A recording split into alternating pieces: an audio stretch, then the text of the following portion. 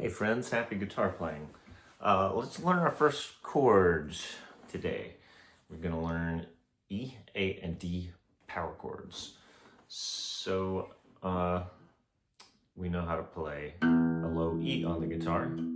Easy. We play a string 6 in the left hand, and an A, and a D. What we need to do to play a guitar chord is play more than one note at a time. So we'll take our E, and to this we'll add a B, which can be found here on string 5, fret 2. I'm going to use finger 1 to play B on string 5, fret 2, like so. That's a B. But with my right hand, I'm going to pluck that E on string 6 with the B on string 5 and play 2 strings at once, just by plucking through those 2 strings.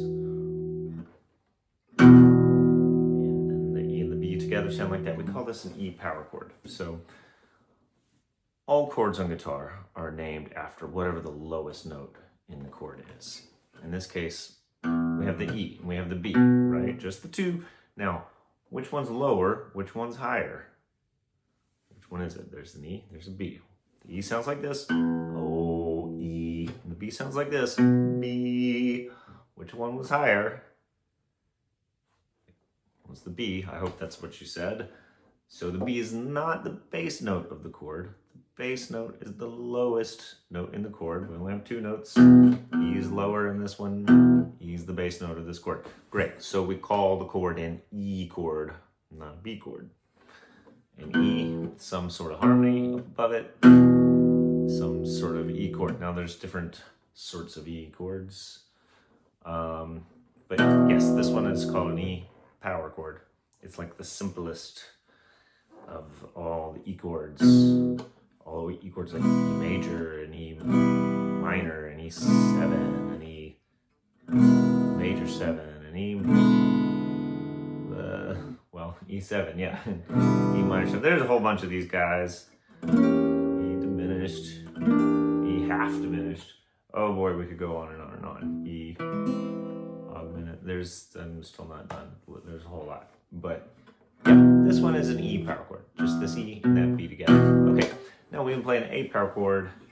It's a whole lot like the E power chord. I'm going to play an A on the A string.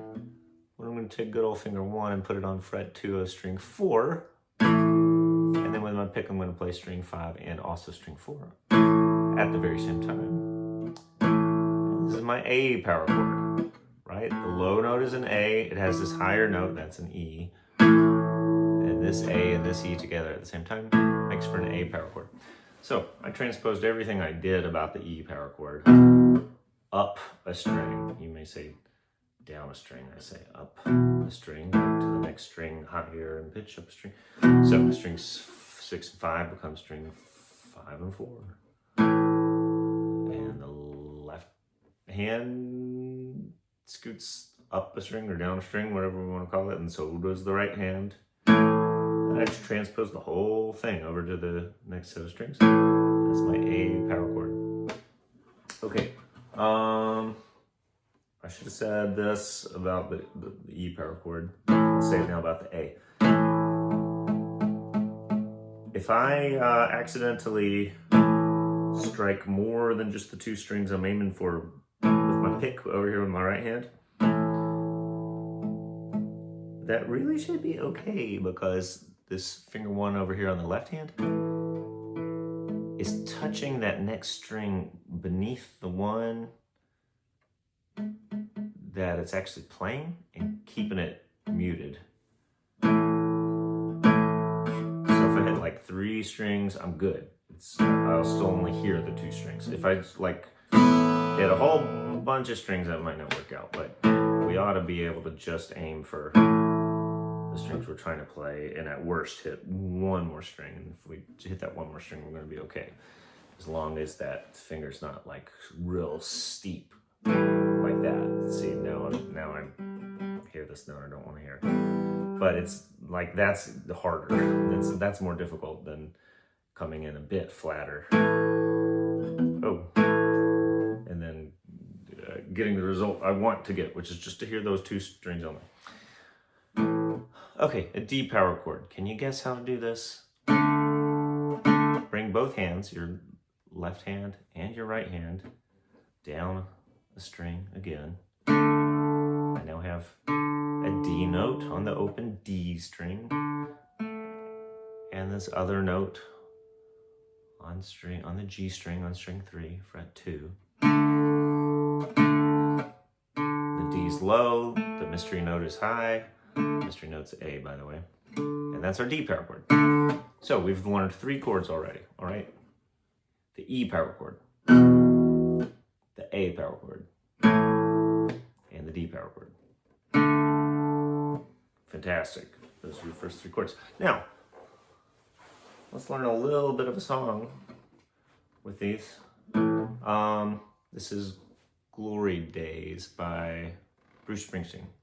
We'll start on my A power chord, and I'm gonna bring finger 3 over here to fret 4, also on that D string. Don't pick this up, I'll leave that right there. And now I'll play the A bass note, but with the finger 3 note. So we don't call this any particular chord, it's just a moment away from the... So here's the way it's gonna sound. All that sort of riff all together becomes our A chord for this particular song.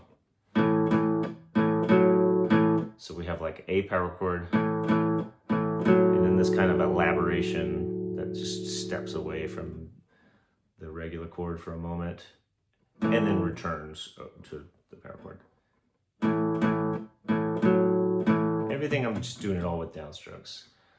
Ba, ba, ba, ba, ba. Now, here with my foot, if this camera's picking this up, that's the beat.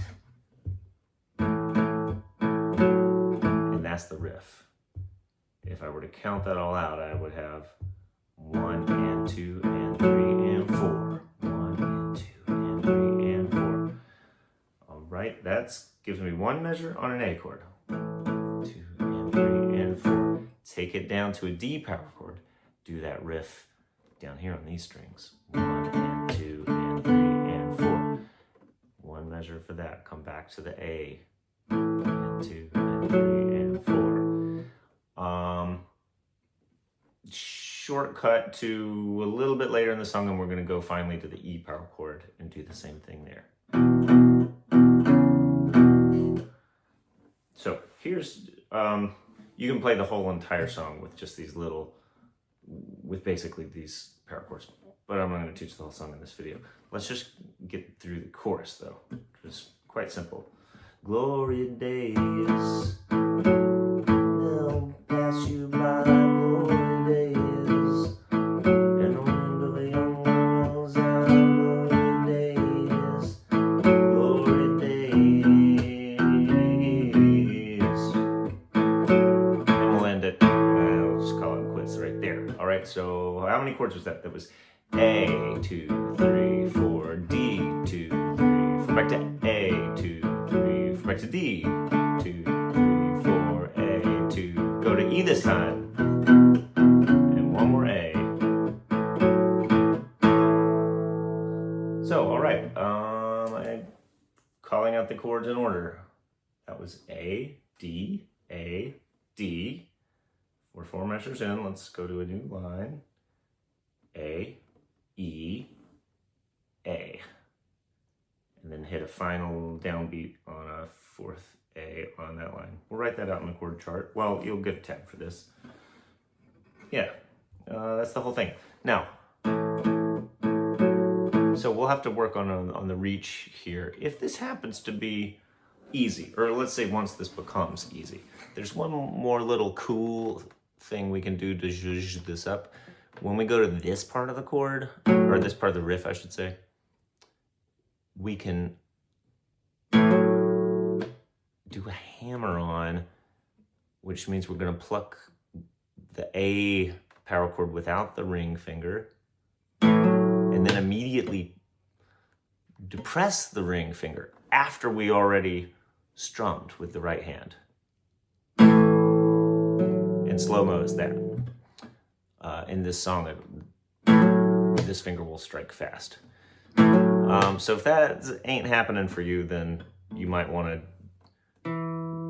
just try it from an open string, like we'll play the D string open, pluck the open string by itself, and then see if you can get that ring finger to calm down on the fret, fast and forceful, so that you hear that note without having to pluck it.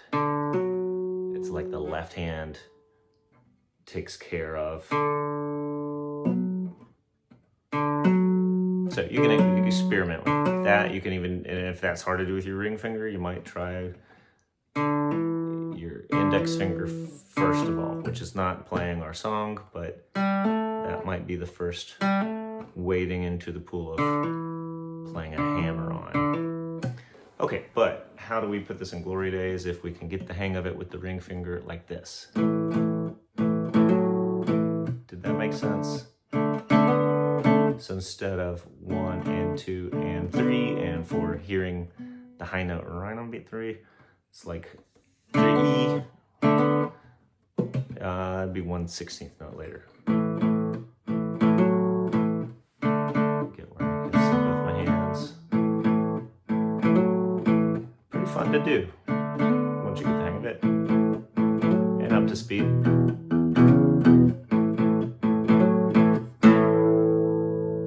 Okay, there's the song, there's the chords. Have fun.